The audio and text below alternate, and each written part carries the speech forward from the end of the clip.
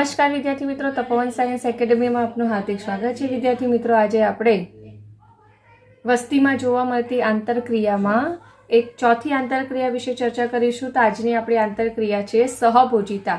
સહભોજિતા કે જેને કમેન્સાલિઝમ પણ કહેવામાં આવે છે।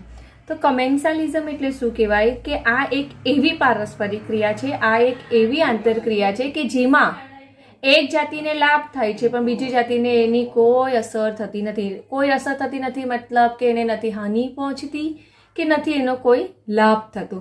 તો જે જાતિને લાભ થાય છે એની માટેનું ચિહ્ન પ્લસ આવે, અને જે બીજી જાતિ છે કે જેને કોઈ હાનિ બી નથી થતી કે નથી કોઈ લાભ થતો એની માટેનું ચિહ્ન છે શૂન્ય। તો આ સંકેત તમારે ધ્યાનમાં રાખવાના। તો હવે આપણે એના એક્ઝામ્પલ જોઈએ। સહભોજિતામાં તમારા ચોપડીમાં કેટલાક એક્ઝામ્પલ આપેલા છે કે જે એક્ઝામની દ્રષ્ટિએ નીટ હોય કે બોર્ડ બંને માટે ઇમ્પોર્ટન્ટ છે। તો ચાલો ત્યારે હવે આપણે જોઈએ એક્ઝામ્પલ કે આંબાની ડાળી પર પરરોહી તરીકે ઉગતી ઓર્કિડ અને વહેલની પીઠ પર વસવાટ કરતા બાર્નેકલ્સને ફાયદો થાય છે, જ્યારે આંબાના વૃક્ષને અને વેલને તેનાથી કોઈ લાભ થતો નથી। તો મતલબ આ એક્ઝામ્પલમાં તમને એક જ સેન્ટેન્સમાં તમને બે એક્ઝામ્પલ આપેલા છે। તો પહેલું એક્ઝામ્પલ તમને વનસ્પતિને આપેલું છે, સહભોજિતામાં પહેલું એક્ઝામ્પલ છે વનસ્પતિ। તો વનસ્પતિમાં એવું છે કે જે ઓર્કિડ કે જે આંબાની ડાળીઓ પર ઉગે છે, તો એમાં ઓર્કિડને ફાયદો થાય છે, પરંતુ આંબાનું જે વૃક્ષ છે તો આંબાને વૃક્ષને નથી કોઈ હાનિ પહોંચતી કે નથી ઓર્કિડથી એને કોઈ પણ જાતનો લાભ થતો। તો એને કહેવાશે સહભોજિતા। ત્યારબાદ આપણે પ્રાણીમાં એક્ઝામ્પલ જોઈએ તો વેલ છે, તો વેલની પીઠ પર એક બાર્નિકલ્સ જેવા સજીવ જોવા મળે છે। તો આ જે બાર્નેકલ્સ છે તો બાર્નેકલ્સને વેલથી ફાયદો થાય છે, પણ વેલ જે છે તેના શરીર પર આ બાર્નેકલ્સ વસવાટ કરે છે, તો વેલને કોઈ નુકસાન પણ નથી થતું કે નથી કોઈ લાભ થતો। તો વેલ અને આંબાના વૃક્ષ માટે ચિહ્ન આવશે 0, જ્યારે ઓર્કિડ અને બાર્નેકલ માટે ચિહ્ન આવશે પ્લસ, કારણ કે બાર્નેકલ અને ઓર્કિડને ફાયદો થાય છે, જ્યારે આંબાની ડાળી અને વેલ એને નથી ફાયદો થતો કે નથી એને કોઈ પણ જાતની હાનિ પહોંચતી। તો આ પહેલું એક્ઝામ્પલ થઈ ગયું। હવે બીજું એક્ઝામ્પલ જોઈએ કે બગલા અને ચારણ કરતા પશુઓ નજીકથી એકબીજાના ગાઢ સહવાસમાં રહે છે। તો તમને એમ થશે કે આ બગલા અને ચારણ કરતા પશુઓ એ લોકો કેવી રીતે એકબીજાના ગાઢ સહવાસમાં રહે છે, એટલે કે એકબીજા સાથે કેવી રીતે રહી શકે? તે એવી રીતે રહી શકે કે તમને એક્સપ્લેન અહીંયા કરેલું જ છે કે જો તમે કૃષિ ક્ષેત્રવાળા ગ્રામીણ વિસ્તારમાં રહો છો તો તમને એ દ્રશ્ય જોવા મળશે। એટલે કે તમે જો ગામડામાં રહેતા હોય તો કદાચ તમને ખેતી લાયક જગ્યાએ રહેતા હોય તો કદાચ તમને આ સીન જોવા મળે। તો એ સહભોજિતાનું કેવી રીતે એક બેસ્ટ એક્ઝામ્પલ કહેવાશે? તો એ સહભોજિતાનું બેસ્ટ એક્ઝામ્પલ એટલે છે કે જ્યાં પશુઓ ચરે છે તેની પાસે જ બગલા ખોરાક પ્રાપ્તિ માટે રહે છે। તો એનું રીઝન લોજિકલી એવું છે કે પશુઓ જે ઝાડ પાન ખોરાક માટે ઉપયોગ કરે છે ને, તો એના લીધે ઇવન પશુઓ જ્યારે ચાલે છે ત્યારે શું થાય? ઝાડ પાન હલે છે। ઇવન એ વનસ્પતિને ખાશે ને ત્યારે પણ શું થાય? ઝાડ પાન હલે છે। હવે ઝાડ પાન હલે એના લીધે શું થાય કે કીટકો બહાર આવે, બરાબર? અને કીટકો બહાર આવે તો એ જમીન પર પડે, અને જમીન પર પડે તો બગલા એનો ખોરાક તરીકે ઉપયોગ કરે છે। તો આ પશુઓને તો ખબર બી નહીં હશે કે એનાથી એ બગલાને ફાયદો થાય છે, પણ પશુઓ શું કરે? વનસ્પતિ પાસેથી ચાલે છે, તેના લીધે ઝાડપાન હલે છે। ઝાડપાન હલે એટલે એમાં રહેલી ઝાડપાન પર રહેલી જે કીટકો છે તે જમીન પર પડે છે, અને જમીન પર પડવાથી બગલાઓ એનો ખોરાક તરીકે ઉપયોગ કરે છે। બગલાને શુંથી કહેવાય? કીટકો શોધવા જવું પડતું નથી, એટલે ચારણ કરતા પશુઓ અને બગલા એકબીજાના સહવાસમાં રહી શકે છે। તો આ જે ચારણ કરતા પશુઓ છે તેને બગલાથી નથી લાભ થતો કે નથી કોઈ પણ જાતનું નુકસાન થતું, પણ બગલાને એનાથી લાભ થાય છે, કારણ કે એ લોકો ચારણ કરે છે, એ લોકો ખાય છે, બરાબર? ઝાડપાન, તેના લીધે ઝાડપાન હલે છે તો કીટકો બહાર પડે છે અને એ લોકોને ખોરાક મળી રહે છે। ચાલો હવે નહીતર શું થશે કે વાનસ્પતિક જે કીટકોને શોધવા તથા તેને પકડવા માટે બગલા માટે બહુ મુશ્કેલ થશે, કારણ કે ઝાડપાનમાં છુપાયેલા હોય. હવે ઝાડપાનમાં છુપાયેલા હોય તો એમને કીટકો શોધવામાં શું થશે, તકલીફ પડશે. તો એ પરિણામે એ લોકો ચારણ કરતા પક્ષીઓ સાથે બગલા સહભોજિતામાં રહે છે. હવે સહભોજિતાનું બીજું એક એક્ઝામ્પલ છે સમુદ્ર ફૂલ. બરાબર.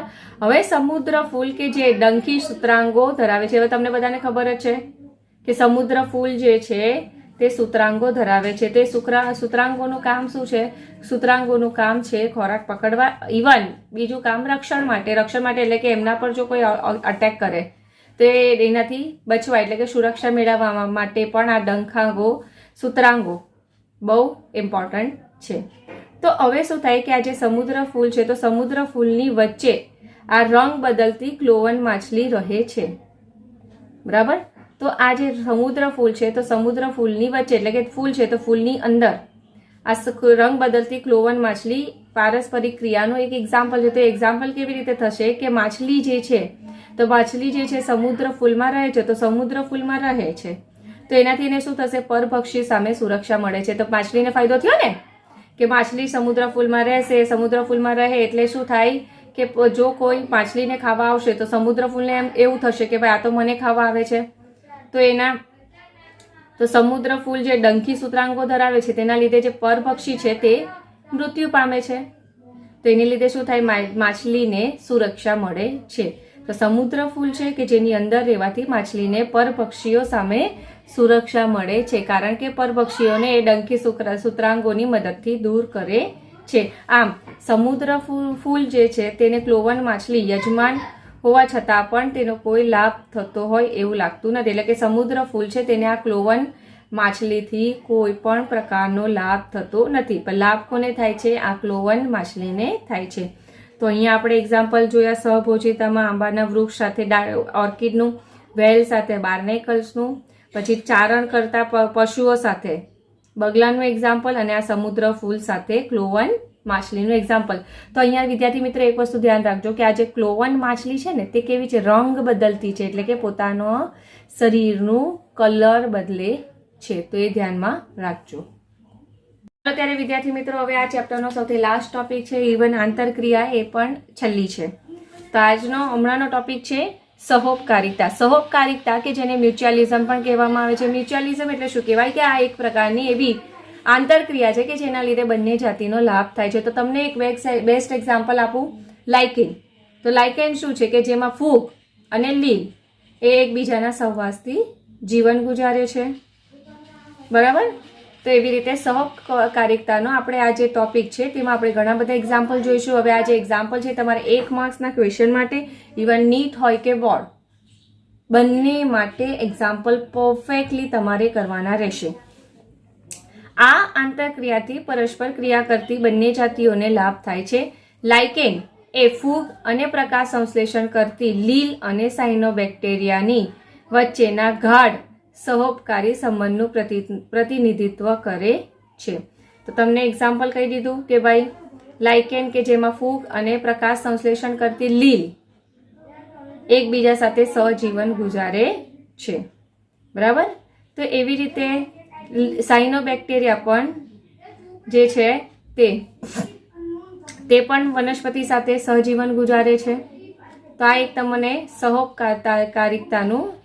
સહોપકારિતાનું એક બેસ્ટ એક્ઝામ્પલ છે. હવે આ જ રીતે આગળ જોઈએ કે ફૂગ અને ઉચ્ચ કક્ષાની વનસ્પતિઓના મૂળ વચ્ચે કવક મૂળ સહવાસી છે. એટલે કે જે ઉચ્ચ કક્ષાની મૂળ હોય, બરાબર, તો ઉચ્ચ કક્ષાના મૂળ સાથે ફૂગ જે છે તે સહજીવન ગુજારે છે.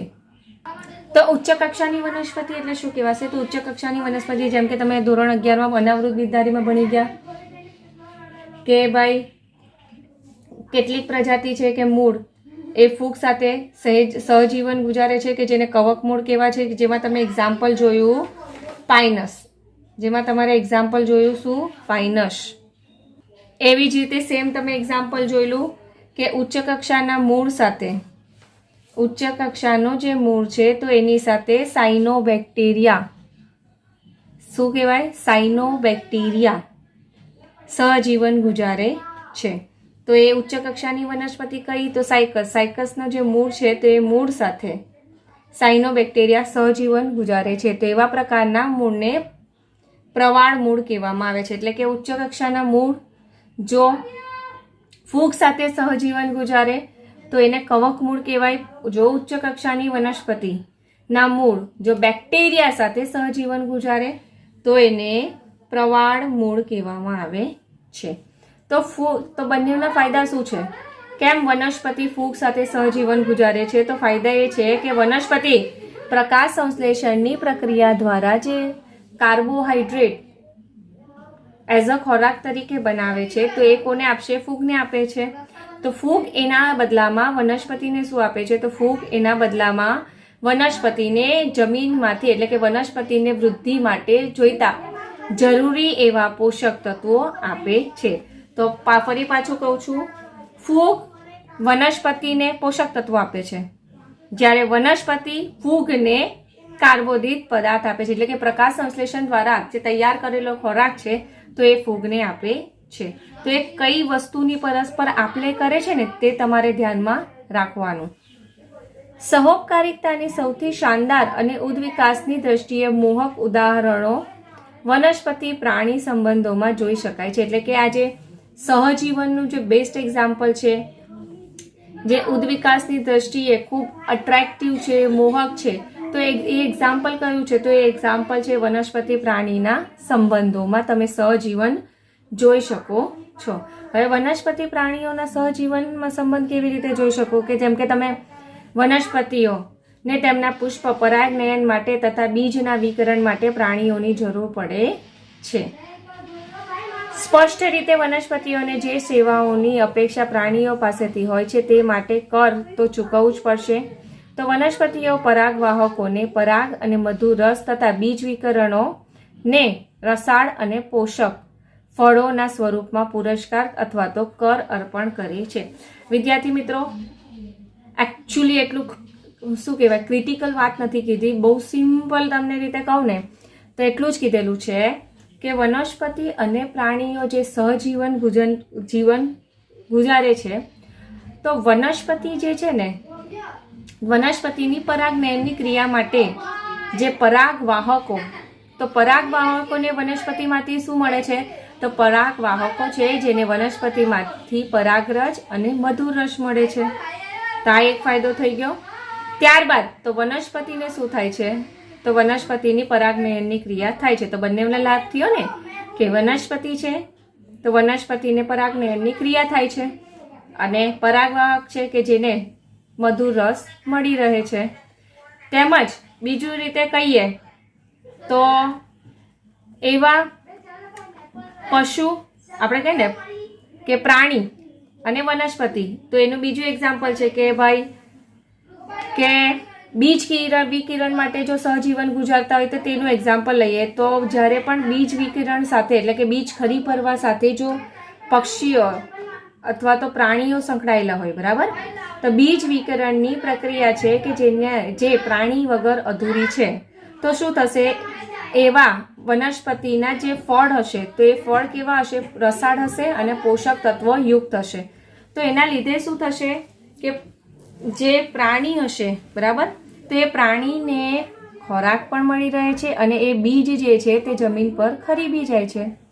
તો એના લીધે શું થાય કે બંનેને લાભ થાય છે. ચાલો ત્યારે એક તમને કોમનલી કહું તો વનસ્પતિ છે તો વનસ્પતિને તેમના પુષ્પના પરાગનયન તથા બીજના વિકિરણ માટે પ્રાણીઓની જરૂર પડે છે. તો એના બદલામાં વનસ્પતિ પ્રાણીઓને શું કરે છે? મધુર રસ, પરાગરજ અને શું આપે છે? રસાળ ફળ આપે છે. તો આવી રીતે બંને જણા પરસ્પર આંતરક્રિયા કરીને રહે છે.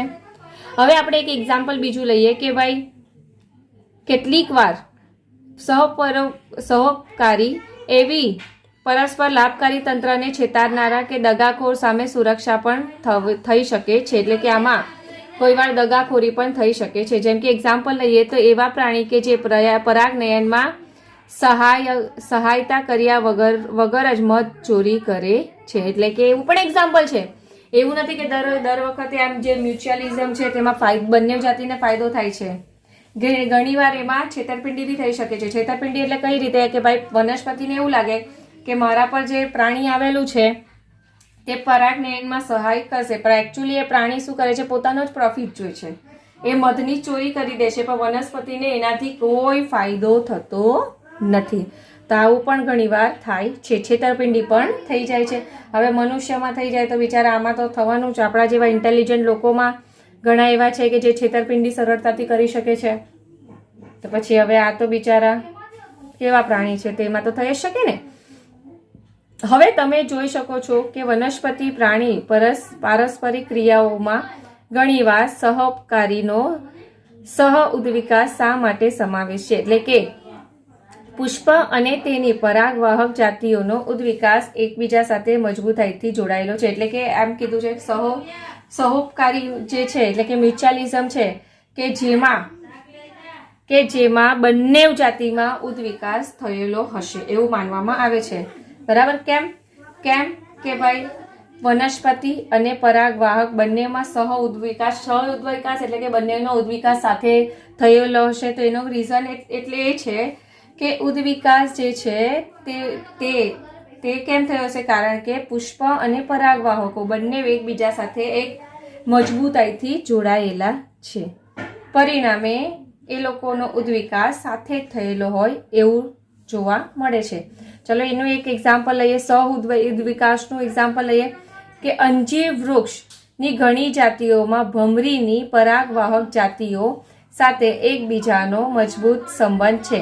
એટલે કે એનો અર્થ એ છે કે કોઈ આપવામાં આવેલ અંજીર જાતિ ફક્ત તેના સાથી ભમરીની જાતિ દ્વારા જ પરાગિત થાય છે, ભમરીની બીજી જાતિ દ્વારા થતી નથી. એટલે કે કહેવાનો એક બહુ સિમ્પલ મતલબ એવો છે કે આ જે અંજીરની પર્ટિક્યુલર જાતિ હોય ને, અંજીરનું વૃક્ષ હોય, તો એ અંજીરનું વૃક્ષ છે ને એ પરાગનયનની ક્રિયા માટે પર્ટિક્યુલર ભમરીની જાતિ પર જ આધાર રાખે છે. બરાબર. પર્ટિક્યુલર ભમરીની જાતિ આવશે તો જ એ પરાગનયનની ક્રિયા થવા દેશે, નહીં તો બીજી જાતિ આવશે તો એને એ પરાગિત થઈ થવા દેશે નહીં. આ જ કહેવા માંગે છે કે ભાઈ વૃક્ષ હોય, અંજીરનું વૃક્ષ છે, તે ભમરીની પરાગવાહક જાતિ સાથે ગાઢ સંબંધ ધરાવે છે. બરાબર. કે ભમરી છે તેના વડે જ એક પર્ટિક્યુલર ભમરીની જાતિ છે તેના વડે જ પરાગિત થશે. એના સિવાય જો ભમરીની કોઈ બીજી જાતિ આવશે અંજીર વૃક્ષ પર તો એનાથી એ પરાગિત થશે નહીં. તો ઘણીવાર આવા પણ એક્ઝામ્પલ છે કે પર્ટિક્યુલર કે વનસ્પતિ અને પ્રાણી એ બંને એકબીજા માટે કેવા હોય છે, પર્ટિક્યુલર હોય છે. તો હવે શું થશે, તો એની સામે ચલો વનસ્પતિને ફાયદો થઈ ગયો કે ભાઈ પરાગનયનની ક્રિયા પર્ટિક્યુલર ભમરીથી થાય છે, કે જેના લીધે શું થાય, છેતરપિંડી એની થઈ શકે નહીં. બરાબર. પર્ટિક્યુલર ભમરીથી થાય એટલે એની છેતરપિંડી થવાના ચાન્સીસ બહુ રેર છે, એટલે નહીં બરાબર જ છે. તો એની સામે માદા ભમરીને કંઈક તો ફાયદો થતો હશે ને. તો માદા ભમરી જે છે તે શું કરે છે, અંજીરનું જે ફળ છે તો એ ફળમાં પોતાના ઈંડા મૂકે છે. બરાબર. એટલે માદા ભમરી ફળનો ઉપયોગ માત્ર અંડ નિક્ષેપણ એટલે કે ઓવી પોઝિશન એટલે કે ઈંડા મૂકવા માટે જ કરતી નથી. એટલે કે ઈંડા તો મૂકે જ છે, સાથે સાથે એનો બીજો બી ફાયદો છે. તો બીજો ફાયદો શું છે કે એ જે ઈંડા મૂકે છે ને અંજીરના વૃક્ષની એટલે કે અંજીરનું જે ફળ છે તેની અંદર, તો એમાં શું થશે, એ ફળની અંદર જ વિકાસ પામતા બીજનો ડીંબ ના પોષણ માટે પણ ઉપયોગ કરે છે. એટલે કે જે ઈંડા છે તો એ ઈંડા જ્યારે ડીંબમાં રૂપાંતર થાય છે તો એ ડીંબ શું કરશે, અંજીરનું જે ફળ છે તે ફળની અંદર રહેલું જે બીજ છે તો એ બીજનો એ ખોરાક તરીકે ઉપયોગ કરે છે. તો આવી રીતે ઈંડા મૂકવા માટે ઉચિત સ્થાનની શોધ કરતા ભમરી એ અંજીર પુષ્પ વિન્યાસને પરાગિત કરે છે. અંજીર પુષ્પ વિન્યાસ એટલે શું કહેવાય કે આખું ને આખું જે પુષ્પ હોય ને તેને જ એ પરાગિત કરે છે. તેના બદલામાં અંજીર એ તેના કેટલાક વિકસતા બીજને ભમરીના વિકાસ માટે ડીંભો માટે ખોરાક અર્પિત કરે છે. એટલે કે ભમરી જે છે તે શું કરશે, અંજીરના પુષ્પને પરાગિત કરશે. બરાબર, એના પર આવેલું જે સ્ત્રી કેસર છે તો સ્ત્રી કેસર પર એ પરાગરજ લાવીને મૂકી દે છે. પરાગરજ લાવીને મૂકી દે એટલે પુષ્પ શું કહેવાય, પરાગિત થયેલું કહેવાય. તો અંજીર એના બદલામાં ભમરીને શું આપશે, તો અંજીર શું કહેશે કે ભમરી તું તારા ઈંડા મૂકી શકે છે, તારા ઈંડાના પોષણ માટે હું કેટલાક બીજ મૂકું છું. તો આવી રીતે બંને પરસ્પર ક્રિયા કરે છે કે અંજીર માટે અંજીર જે છે તો અંજીરનું પરાગનયનની ક્રિયા બી થઈ શકે, એટલે કે જે સ્ત્રી કેસર પર પરાગરજ આવીને બેસી બી જાય છે આ ભમરીની મદદથી. તો ભમરીને એની સામે ઈંડા મૂકવાની જગ્યા મળે છે અને ઈંડામાંથી જે ડીંભ બને છે તો એ ડીંભને ખોરાક પણ મળી રહે છે. હવે એક બીજું એક્ઝામ્પલ લઈએ કે ઓર્કિડ વનસ્પતિ એ પુષ્પીય ભાતોની આશ્ચર્યચકિત કરતી એક વિવિધતા દર્શાવે છે. એટલે આ જે અંજીર ઓર્કિડ વનસ્પતિ છે તો ઓર્કિડ વનસ્પતિના જે પુષ્પની જુદી જુદી પેટર્ન છે ને તે જુદી જુદી પેટર્ન આપણને જોવા મળે છે. તો એકચ્યુઅલી આપણને શું કહેવાય, આપણને આશ્ચર્યમાં મૂકી દે એવી છે. તો જેમાંની ઘણી સાચા પરાગવાહક કીટકો જેમ કે મધમાખી અને ભમરાને આકર્ષિત કરવા માટે વિકસિત થઈ છે કે જેના દ્વારા સુનિશ્ચિત ખાતરીપૂર્વક પરાગનયન થઈ શકે. એટલે કે આ જે ઓર્કિડ વનસ્પતિ છે તો ઓર્કિડના જે પુષ્પ છે તે પુષ્પ એટલા અટ્રેક્ટિવ હોય કે જેના લીધે શું થશે, બરાબર, એના જે આપણે કે દલપત્ર તેમાં મધુર રસ એટલું ફાઇન હોય કે જેના લીધે એના શું કે સાચા પરાગવાહકો જેમ કે મધમાખી અને ભમરા જેને સાચા પરાગવાહકો છે તે ઓર્કિડના પુષ્પ તરફ આકર્ષાય છે, જેના લીધે એવું આપણે 100% ખાતરી આપી શકીએ કે પરાગનયનની ક્રિયા તો થશે જ. એમ બધા જ ઓર્કિડ આ પુરસ્કાર પ્રદાન કરતા નથી, એટલે બધા જ ઓર્કિડમાં આવું હોય એવું જરૂરી નથી. જેમ કે હવે આગળ એક્ઝામ્પલ લઈએ કે ભૂમધ્ય સામુદ્રિક ઓર્કિડ એ મધમાખીની જાતિઓ દ્વારા પરાગનયન કરવા માટે લિંગી કપટનો સહારો લે છે. એટલે કે શું થાય કે તેના પુષ્પના દલપત્રની એક પાંખડી કદ, રંગ તથા નિશાનીઓમાં માદા મધમાખી સાથે ખૂબ જ વિચિત્ર સામ્યતા ધરાવે છે. એટલે નર માખી તેને માદા સમજીને તેની તરફ આકર્ષિત થાય છે તથા પુષ્પની સાથે એક કૂટ મૈથુન કરે છે અને આ પ્રક્રિયા દરમિયાન આ પુષ્પમાંથી તેના પર પરાગરજ ઝરે છે. જ્યારે આ મધમાખી બીજા પુષ્પ સાથે કૂટ મૈથુન કરશે ત્યારે તેના શરીર પર લાગેલી પરાગરજ તેની પર પરિવહન પામે છે. તો આ પ્રકારે પુષ્પને પરાગિત કરે છે. એટલે કે આ કહેવાનો મતલબ એટલો છે કે જે ભૂમધ્ય સામુદ્રિક ઓર્કિડની જે જાતિ છે તે જે ભૂમધ્ય સામુદ્રિક ઓર્કિડની જે જાતિ છે તો એ ઓર્કિડના જે દલપત્ર હોય ને એટલે કે એની પાંખડી તો એ જે 4-5 પાંખડીઓમાંની એક પાંખડી એવી હોય ને કે એનો જે કદ, આકાર, રંગ ને એના જે પાંદડી પર નિશાનીઓ જે છે ને તે માદા મધમાખીને મળતી આવે છે. તો નર મધમાખીને દૂરથી જોતા એવું લાગશે કે ભાઈ આ જે એકચ્યુઅલી પાંખડી છે ને તે માદા મધમાખીની છે. તો એના લીધે શું થશે, એ આભાસી મૈથુન ક્રિયા કરશે. એને એવું લાગશે કે આ તો માદા મધમાખી છે. માદા મધમાખી છે એટલે એકચ્યુઅલી એ માદા મધમાખી નથી, એ શું છે એકચ્યુઅલી પાંખડી છે ફૂલની, ઓર્કિડના ફૂલની પાંખડી છે. પણ હવે એ નરને એવું ફીલ થાય છે, એના લીધે એક આભાસી કૂટ એટલે શું કહેવાશે, આભાસી મૈથુન ક્રિયા કરશે. તો જે આભાસી મૈથુન ક્રિયા કરે તો એને શું કહેવાય, કૂટ મૈથુન ક્રિયા કરે. તો એ જ્યારે એ પાંખડી સાથે કૂટ મૈથુન પ્રક્રિયા કરતું હશે ત્યારે એ પુષ્પમાં રહેલી જે પરાગરજ છે તે નર મધમાખીના શરીર પર ચોંટી જાય છે. બરાબર, ચોંટી જાય પરિણામે શું થશે, એ જે નર મધમાખી જ્યારે અન્ય પુષ્પ પર જશે ને અને અન્ય પુષ્પ પર પાછું કૂટ મૈથુન ક્રિયા કરશે એની પાંખડી સાથે, તો એ દરમિયાન શું થશે, એના શરીર પર જે ચોંટેલી પરાગરજ છે તે પુષ્પ પર ખરશે અને એ પુષ્પ પર ખરી પડવાથી એ પુષ્પમાં સરળતાથી પરાગનયન થાય છે. તો ઘણીવાર આવી રીતે છળકપટ પણ થાય છે કે ભાઈ પુષ્પ જે છે ને તેનામાં જ એવા કુદરતી કુદરતી ચેન્જીસ છે, એટલે કે આપણે કહીએ ઉદ્વિકાસ કદાચ થયો હોય તો ઉદ્વિકાસના પરિણામે એનામાં આવા ચેન્જીસ આવેલા હોય, જેના પરિણામે એ પરાગનયનની પ્રક્રિયા સરળતાથી કરી શકે. અહીંયા તમે જાણી શકો છો કે સહ ઉદ્વિકાસ કેવી રીતે થઈ શકે, બરાબર, કેવી રીતે વિકસિત થયો કે જો ઉદ્વિકાસ દરમિયાન કોઈ પણ કારણથી માદા મધમાખીના રંગથી રુધિરગત જરાક પણ બદલાઈ જાય તો પરાગનયનની સફળતા ઘટી જશે. એટલે કહેવાનો મતલબ એવો છે કે આ જે પાંખડી છે તે માદા મધમાખી સાથે જે સિમિલારિટી ધરાવે છે, પણ જો ઇનકેસ ફક્ત ઓર્કિડમાં જ ઉદ્વિકાસ થયો અને માદા મધમાખીમાં ઉદ્વિકાસ ન થયો તો એના લીધે શું થશે કે જે પાંખડીમાં ચેન્જ થઈ ગયું તો પેલા નર મધમાખીને એવું લાગશે આ તો કઈ બીજી જ મધમાખીની જાતિ છે, તો એની સાથે કૂટ મેથુન પ્રક્રિયા નહીં કરે, અને કૂટ મેથુન પ્રક્રિયા નહીં કરે તેના લીધે એને પરાગરજ જે છે તે એક ફૂલ પરથી બીજા ફૂલ જઈ ન શકશે, તો પરાગનયનની શક્યતા કેવી થઈ જશે, ઘટી જશે.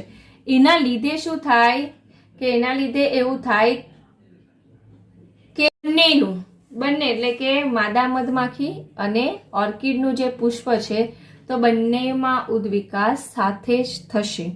જો માદા મધમાખીનામાં કંઈક શરીરના આકાર કે કદમાં ચેન્જીસ આવ્યો તો એમાં સાથે સાથે ઓર્કિડના જે પુષ્પની એક પાંખડી છે તે પાંખડીમાં પણ ચેન્જ આવશે, જેના પરિણામે પરાગનયનની પ્રક્રિયા જે છે તે જળવાઈ રહે છે.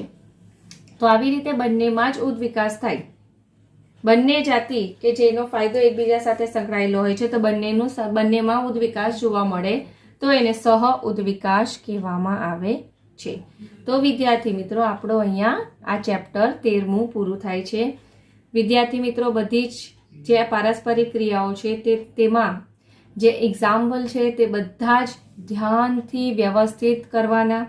એવું હોય તો ચોપડીમાં છે, ચોપડી નહીં, તમારી જે બુક છે બાયોલોજીની બનાવવા કીધી તો એ બાયોલોજીની બુકમાં તમારે એક્ઝામ્પલ લખી દેવાના, પ્લસની સાઇન કરીને લખી દેવાના, પ્લસ માઇનસની સાઇન કરીને લખી દેવાના. એટલે જ્યારે તમે એક્ઝામમાં એ વાંચશો ને તો તમને સરળતાથી કોની સાથે કયું રિલેશન ધરાવે છે એ પણ તમે કહી શકો અને તમને યાદ પણ રહી શકે. તો અહીંયા તમારા ચોપડી જે છે તો તમારા ચોપડીમાં એક્ઝામ્પલ આકૃતિ આપેલી છે કે ઓર્કિડના પુષ્પ પર આ મધમાખી એક પરાગવાહક તરીકે જોવા મળે છે. ત્યારબાદ તમે અહીંયા આ જે પહેલું ડાયાગ્રામ છે તે સહઉપકારીનું છે, તેમાં જોઈ શકો કે ભાઈ ભમરી દ્વારા પરાગિત અંજીર પુષ્પ, એટલે કે ભમરી એ પુષ્પને કેવી રીતે પરાગિત કરે છે તે તમને દર્શાવેલું છે. ત્યારે આ જે બીજું ડાયાગ્રામ છે તેમાં આ ડીંભ, બરાબર, કે અંજીરના ફળમાં જે ભ્રમરી દ્વારા ઈંડા મૂકવામાં આવેલા છે તે દર્શાવેલું છે. તો આ બંને આકૃતિ પણ તમારે 1 માર્કના ક્વેશ્ચન માટે કરવાની, બરાબર. તો બંને આકૃતિ તમે 1 માર્કના ક્વેશ્ચન માટે ખાસ કરવાની કે કઈ આકૃતિ શેની છે. તો તમને આ ચેપ્ટર દરમિયાન જેટલું કીધેલું છે તે તમારે બરાબર ધ્યાનથી કરવાનું, અને ઇનકેસ તમને કંઈ સમજ ન પડી હોય તો તમે કોલ કે મેસેજ કરીને પૂછી શકો છો. પણ વિદ્યાર્થી મિત્રો જરાક પણ કોલ કે મેસેજ કરવામાં ખચકાટ અનુભવતા નહીં. તમે 12 સાયન્સમાં છો, તમારે બધી જ વસ્તુ ખૂબ ધ્યાનથી કરવાની રહેશે કે જેથી કરીને તમે 12 સાયન્સમાં સારામાં સારા માર્ક્સ સ્કોર કરી શકો. Thank you.